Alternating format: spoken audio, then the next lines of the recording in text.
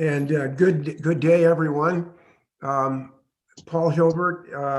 I'm in the building products distribution business, and I'm also a director of a New York Stock Exchange real estate investment trust. So I touch a couple sides of the real estate business.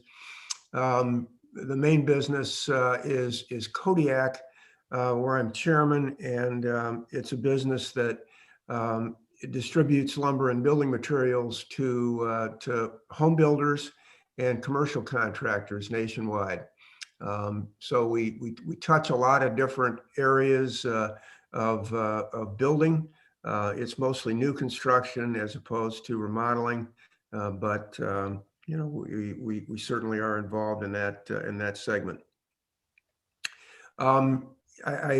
After Denison, where I was a history major, I went to Michigan. So Mark and I share those alumni connections, and I got an MBA there, and really got great education at both Denison and Michigan. Go big red, go blue. Yeah, that's right. Go Blue needs a lot of help. That's 2021. Yeah. You know, one of the things that helped us a lot in 2020 was the fact that we have a very decentralized approach to our business. The construction business is very locally oriented because the building codes and the building tastes and the regulations that really matter are local. And so we're kind of lucky in that regard, in that we run our company in that fashion, but it allowed us to operate in places where it was relatively open, and the economy stayed strong, like Florida and Texas, and at the same time in places like Boston and Seattle, to kind of shut down and not do things across the board, but let our people in the field make those decisions. A mistake that we almost made was kind of in panic over how serious the pandemic was going to hit us, and to make cross the board cuts. And we fortunately, you know, were kind of talked out of that by our field people, and it ended up being a really good decision. The other thing we did is, once we saw in May, man, this isn't that bad, we kept investing. So we've done probably 4 M&A deals, 4 acquisitions during the period of time, and you know, where we started to cut CapEx, we've reinvested in capital expenditures, and that's been helpful.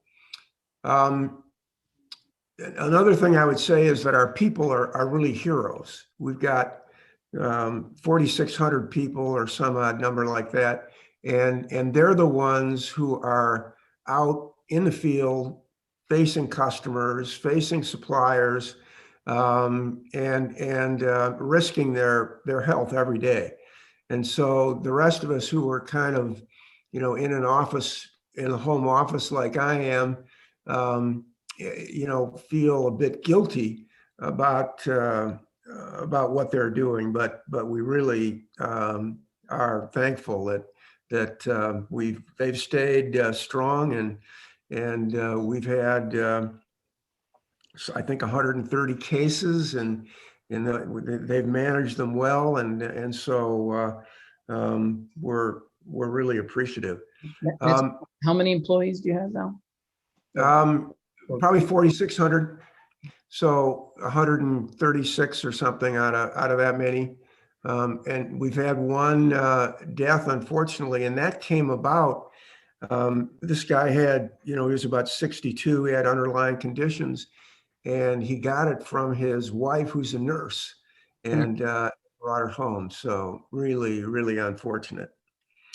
Another thing that we did, I think, reasonably well, is we kept communicating. We had these all hands meetings that anybody could join, and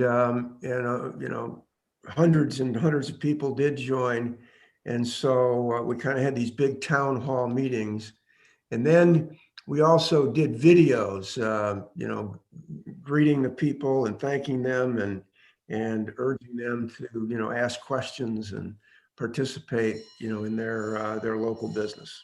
I hate to cut you off, but we're trying to do these in a truncated fashion. We probably should give it. I should be a fireside chat with you, but if you turn to 2021, Sure. what are you focused on? How do you see it? 2021, we're cautiously optimistic. We're hopeful a vaccine, which is now being utilized in a number of countries, including the UK. We think that'll be helpful, and we're hopeful that either this current Congress and administration or the next one that comes in January will put together another relief program to help those in need. One of the interesting things, getting to the kind of quasi-charitable part, is that we started a fund internally where our people contribute, and then the company matches 100% of what they contribute to help their fellow colleagues who, for one reason or another, pandemic or otherwise, we put that in place, and so that's been good. But we're hopeful 2021 is going to be a nice recovery period. We're pretty sure housing is going to be good because the builders have huge backlogs, and so that should be good through the first and second quarter, and so that's kind of the way we're looking at 2021. And I guess you touched on philanthropy. Anything else out there on philanthropy before you turn to how we could, your asks, how we can help you? Yeah, there's one other philanthropy that I think is really appropriate for the time, and that is something called FASPI. You may have heard of it, Mark, but it's Fellowship at Auschwitz for the Study of Professional Ethics. So basically, we have 50 or 60 professionals every year in medicine, in law, in accounting, in business, in government, go to Germany and study what happened with these extremely capable, good, high quality people in Germany that somehow allowed what happened there to happen.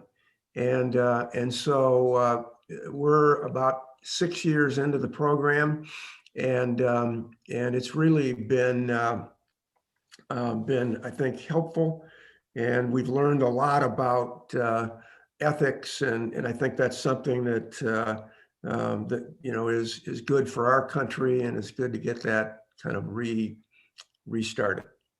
Interesting.